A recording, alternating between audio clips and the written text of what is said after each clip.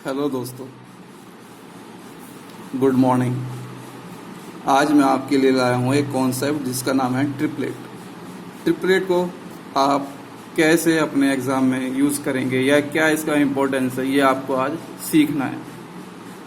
देखिए, अगर आपको आता है तो अच्छी बात है, और अगर नहीं आता है तो उसमें कोई गलत बात नहीं है। नहीं आता है इसका मतलब ये है कि आपको सीखना है बस।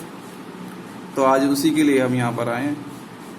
तो चलिए स्टार्ट करते हैं। स्टार्ट करने से पहले आपको एक चीज़ बोलनी है कि आप चैनल को सब्सक्राइब कर दें, लाइक शेयर, और जितना ज़्यादा शेयर कर सकते हैं करें, ताकि और भी जिनको नहीं आता है वो सीख सके। Thank you. चलिए स्टार्ट करते हैं। ट्रिपलेट, सबसे पहले बात करें ट्रिपलेट की, तो ट्रिपलेट का सेंस आता कहाँ से? ये आता है एक राइट एंगल ट्रायंगल से।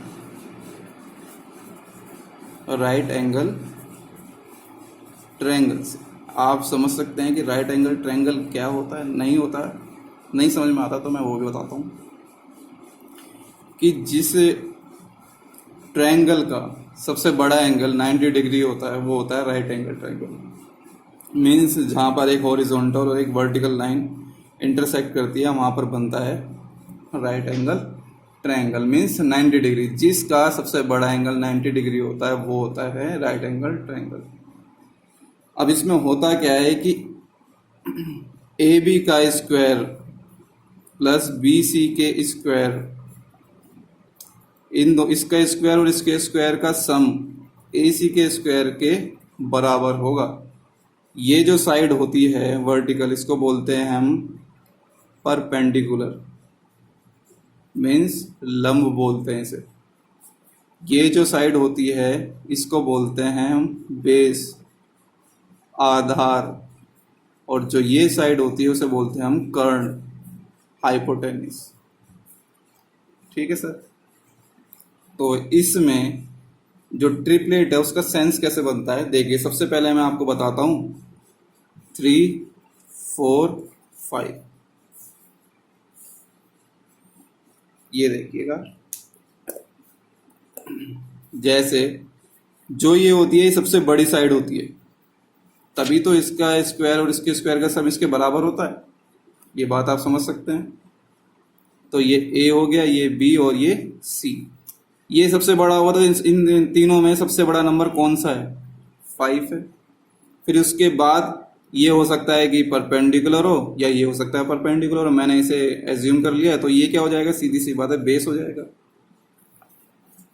अब इसमें आप देखेंगे कि जो मैंने बेस माना है और जो परपेंडिकुलर माना है उसको इसके स्क्वायर के बराबर लाना है।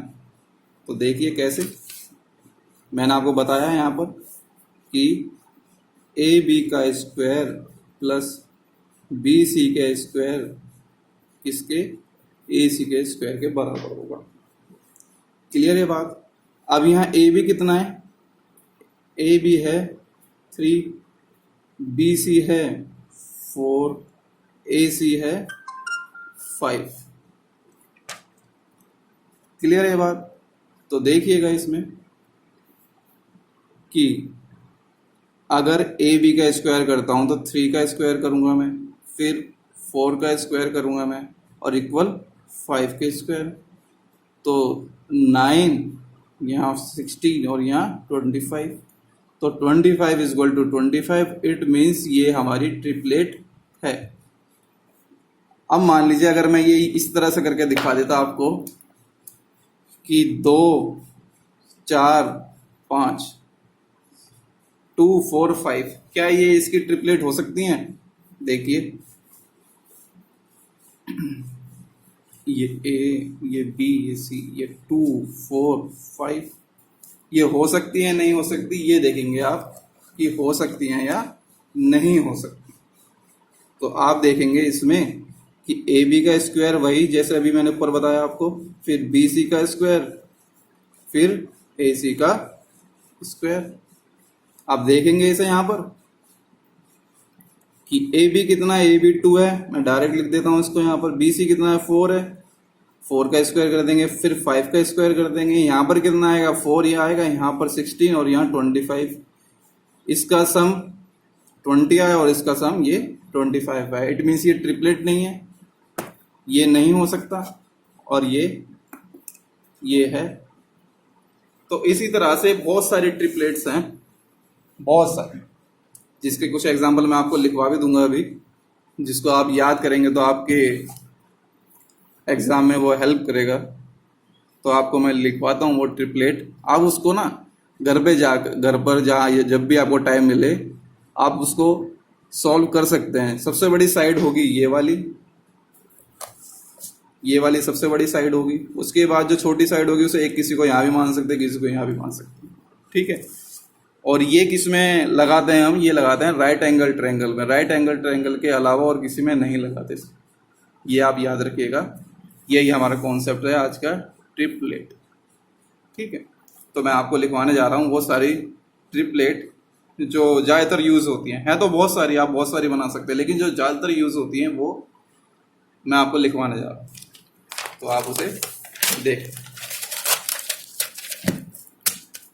सबसे पहले मैंने आपको जैसे बताया 3, 4, 5, फिर 5, 12, 13, 7, 24, 25, 8, 15, 17, 9, 40, 41, ठीक है, 11, 60, 61।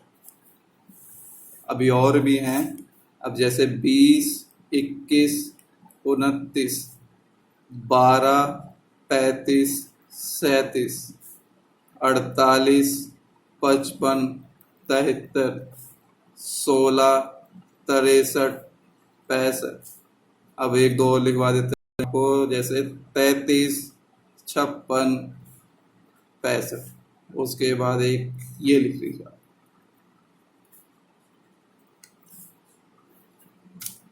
इसमें भी मैं आपको बता देता हूँ कि सबसे ज़्यादा यूज जो होती है वो ये यूज होती है सबसे ज़्यादा। ये 5 है जो एग्जाम में बहुत ज़्यादा यूज होती है, बहुत ज़्यादा। आप ऐसा भी समझ सकते हैं इसको, जैसे इसे एक रिलेटेड बता देता हूँ मैं इसमें, कि जैसे आप ये ना सोचें कि आपको यही मिलेगा सेम टू सेम एग्जाम में, जो मैंने दिया ठाके यही दे देगा, नहीं। आप इस बात को समझें। देखिए जैसे मैं ये 3, 4, 5 लेता हूँ, अगर मैंने इसमें 2 की मल्टीप्लाई कर दी तो सब में ही 2 की मल्टीप्लाई करनी होगी मुझे।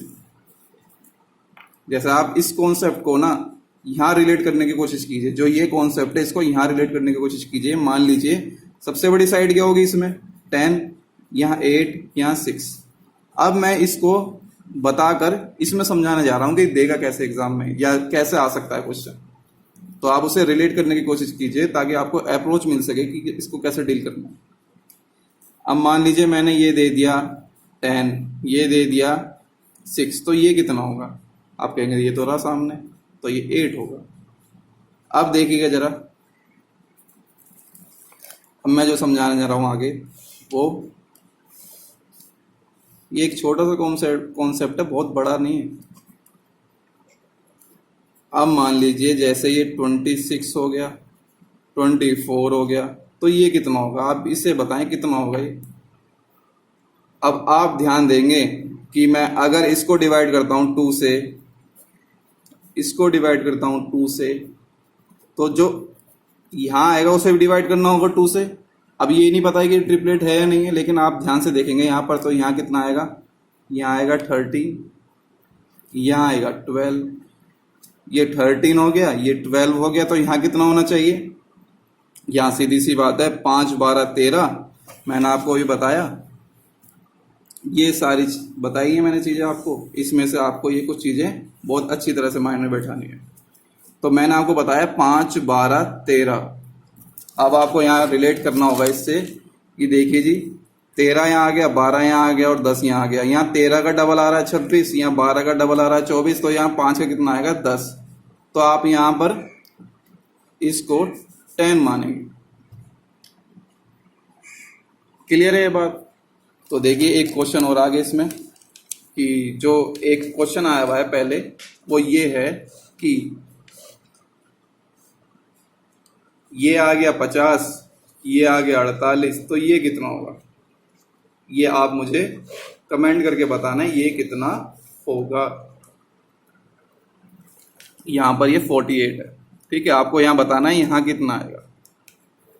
उम्मीद करता हूँ आपको ये वीडियो अच्छी लगी होगी, और ये कॉन्सेप्ट जिसको आता है ठीक है, नहीं आता है तो वो समझे इस चीज़ को, और ना आए तो मुझे कमेंट करके बताए कि क्या चीज़ समझ में नहीं है, ताकि मैं उस चीज़ को माइंड करूँ अगली वीडियो में और वो दोबारा ना हो, प्लीज़।